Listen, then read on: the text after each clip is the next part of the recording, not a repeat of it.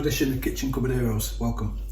We're a couple of weeks in now to the lockdown, so if you're like me, your cupboard's getting a little bit bare. We're obviously going out and getting necessities and stuff that we desperately need, but obviously we're supposed to stay at home, so getting deliveries and bits and bobs like the rest of us. So we're using up bits and bobs today that we've got in our pantry, in our fridge and in our freezer, which is perfect, which is what these videos are all about. So if you haven't seen any of the videos before, they're about basically just making dishes that we've got kicking around, using ingredients we've got kicking around, sorry. So they're not master classes, so if you come on here to find out, you know, how to do something extraordinary or, you know, Michelin starred, then you're on the wrong video, unfortunately. So yeah, this is just about basically coming in, getting your things out of your cupboard, get out your fridge, out your freezer, and putting something nice together for your family that's nutritious and tasty. So today, we're gonna do a pasta dish. So, along the lines of a bolognese, but not quite there. So we can alter the ingredients obviously to what you've got in your cupboard, because what you've got in your cupboard is probably completely different to what I've got in mine. Good chance it's gonna be. It'd be freaky if it was the same. So, ingredients wise, we've got some frozen mince. So you can use pork, lamb, beef, whatever you want to use for this dish. We've got some onions that have just been finely diced up. If you're not very good at dicing finely, just chop them as best you can or put them through a grater. Same with the carrot and celery. So again, if you're not very good at dicing things up finely, just on a large grate and just grate them all up. So we've got roughly about the same amount of each in there of carrot, celery and onion, okay? Which is about half the amount of meat, okay, together. We've also got some pureed garlic, some tomato puree, completely optional, some mushrooms. Got some beautiful chestnut mushrooms here, just been finely sliced. We've got some life-saving chopped tomatoes, some salt, some pepper, whatever pasta you prefer. We're just using a penne, dry pasta. It holds the sauce better and we like it, it's a family favourite. And some parmesan to garnish, and that is it. Apart from your oil, to tell lies. So I'm going to go in with the oil first. So I'm just using the rapeseed oil. You could use a vegetable, you could use whatever oil you like really. So we're going to go in with the vegetables first. Into a pan. On a medium heat.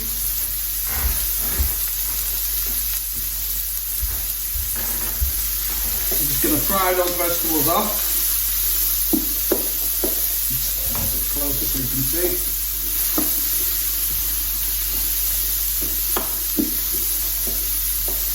I'm just going to break down those beautiful onions, celery and carrot.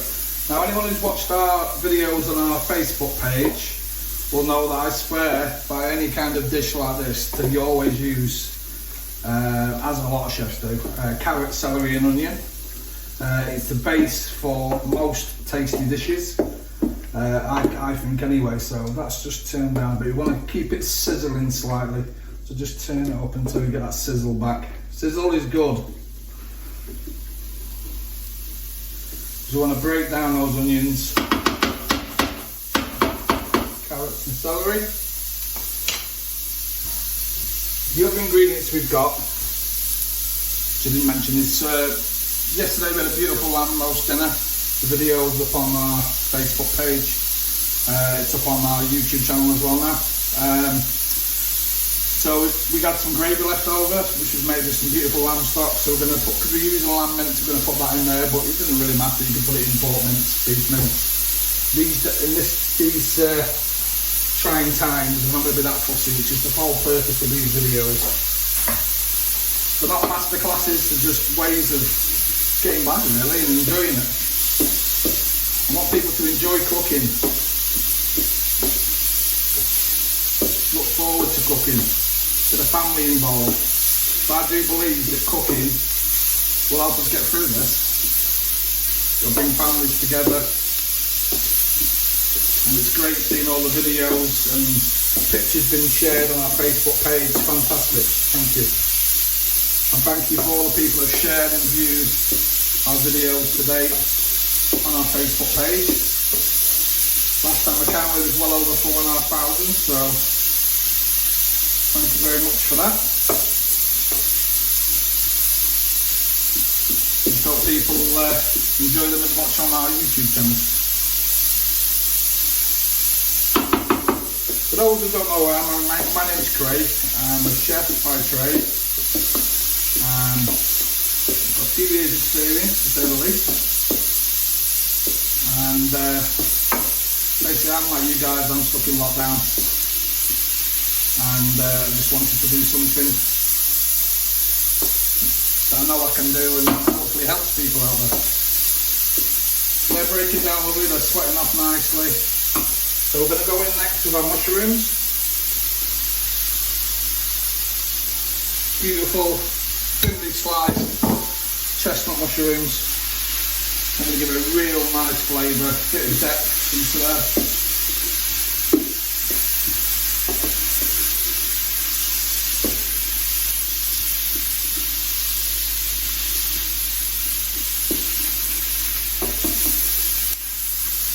And then that lovely sizzle, lovely smell, aromatic smell coming through the kitchen.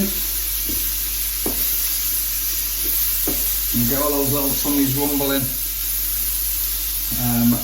Speaking of which, this is quite a lot obviously. If you've done 2 of you don't need this amount. Which is why I've not done a measurement or a guide that way.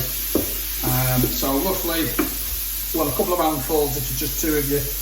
A couple of handfuls of the vegetable mixture and a couple of handfuls of mince for this recipe. If it's just like 2 or 3 of you, depending on how much you eat, probably could stretch out to 4. Very, very cheap dish to make, which is also very important, obviously for most families.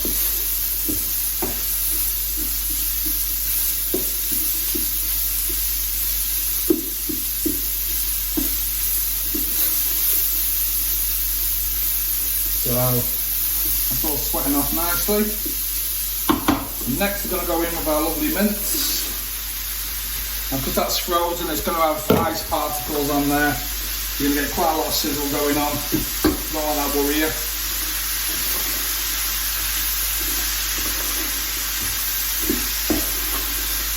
It's a wonderful 2-pot dish. Now the reason why it's 2-pot, obviously, because you've got a pan on for your pasta. So it's a 2-pot dish. The actual sauce, the base, obviously is all done in 1 pot. It means there's no loss of flavour and everything else works together. You get that beautiful marriage of ingredients as the ingredients cooks. All swapping flavours, your lamb's releasing lovely juices.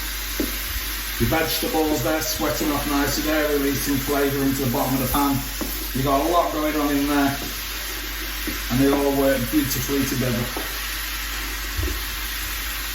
You can keep this pan nice and hot until we get all that meat ground off.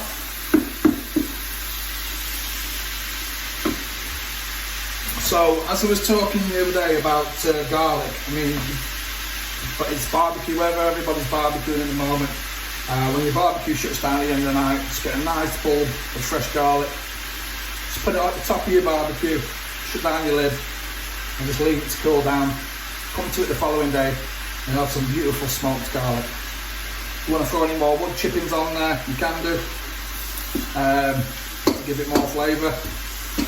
But yeah, nice little top tip there for smoked garlic, which I absolutely adore.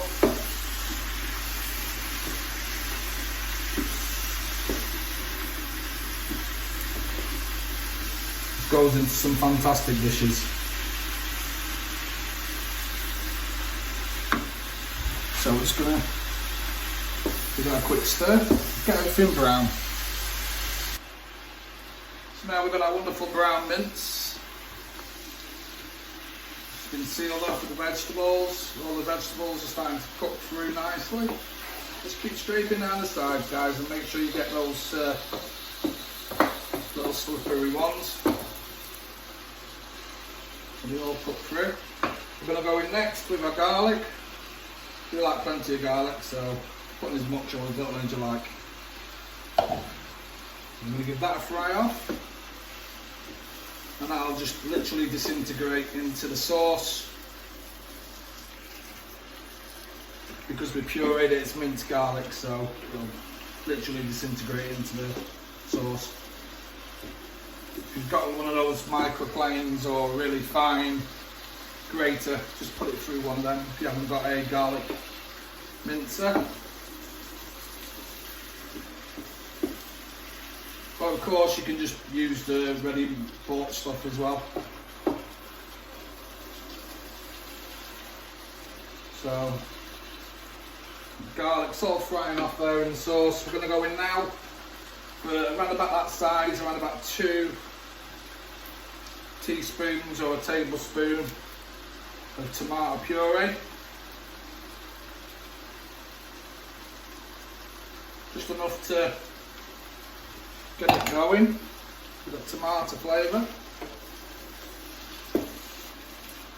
I'm just going to cut that through.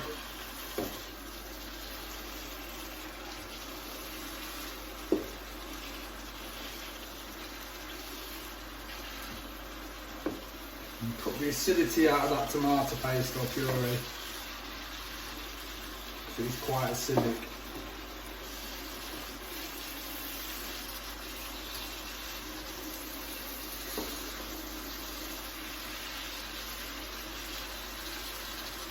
So what I like to do next, it's a bit of a luxury, and if you've got it in, you've got it in. If you haven't, you haven't.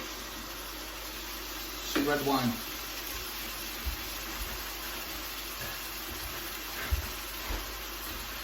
So I'm roughly going in there about half a glass of red wine.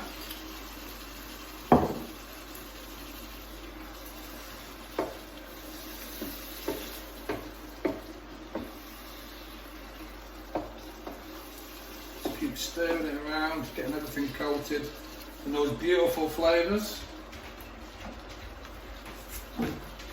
Next we're going to go in with our chopped tomatoes.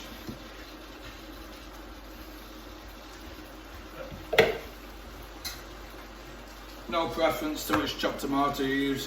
Cheaper, obviously the better.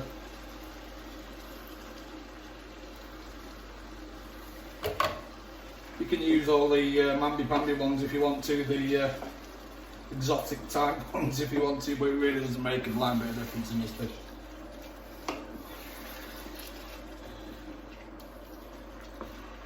So just fold that in lovely, beautiful mixture.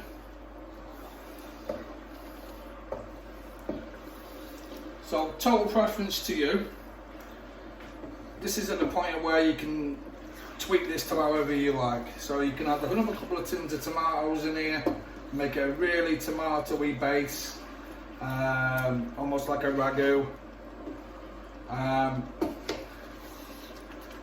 Or you could just hold off, let those tomatoes break down, and just put enough of your lamb gravy, beef stock, whatever you want to put in there, to make enough liquid to make your sauce for your pasta. Because basically you just want enough in there just to coat your pasta over. So I'm going to put obviously the lamb stock in there, the lamb gravy. So I want them tomatoes to break down now. That tomato puree to work its way through. If you wanted to put more tomato puree in there, you could do that also. But I think it's just as nice like this. So what we're going to do now at this point is we're going to turn it down for a low to medium heat. And then the next stage we'll be putting our pasta on and putting some lamb stock into the pan. So after around about 15-20 minutes, at this point, I want to say to you is the longer you leave it on for, the more flavour you're going to have. The meat's going to be more tender, those vegetables will break down more. But if it's a quick fix, a quick dinner that you're after, then yeah, 15-20 minutes of cooking time will get you to this stage. Now we want to get our pan on with our pasta. Make sure your water's boiling, which this one is. You want plenty of salt in there. We've measured out our pasta, so we normally have half a cup per portion. So we get that in there.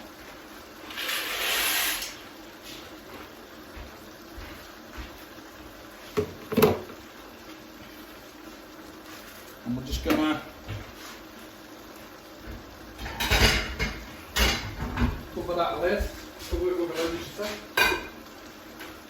Bring it to the boil quicker for us. So like I say, it will break it down. The meat becomes more tender the longer you cook it. The vegetables will break down. So if you've got kids that don't like vegetables, and a lot of kids don't, I'm very lucky that mine do. It's fine to just cook it to this point, 20 minutes on, and then just add the gravy and stock, whatever it is you're going to add at this point, with more tomatoes. Beautiful lamb gravy from Sunday lunch, which is made with lots of stock and wine, herbs. Got all that flavour going into there now. So also guys, you can actually freeze this down at this, this sauce. So before you add your pasta in it, obviously, you could tub it up into little takeaway containers or Loctite containers, or even if you let it cool down, put it into sandwich bags, tie it up really, really tight, put some sellotape around there as well. But make sure it's cool first. And then you can freeze it down that way. If you have any gravy left over from your Sunday lunches like we have here, another tip as well is to put it into ice cube trays, freeze it down, and then just pop them out and put them into the freezer bag. And then you can add them to your sauces like this. Okay. So as you can see, we've got a beautiful, rich sauce now. So at this point, what we want to do is we want to taste, just to make sure everything's cooked and get some flavour. A little bit more salt. So we've already got the seasoning in that gravy. Some black pepper.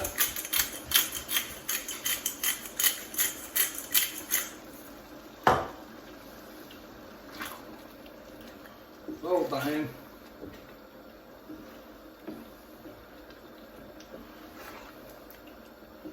Beautiful, rich, dark burgundy sauce. Or if you put tomatoes in there, it'll be nice and pink, nice and red.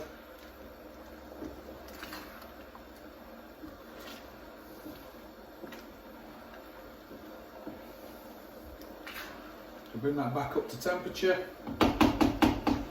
Check our pasta, make sure we give it a stir.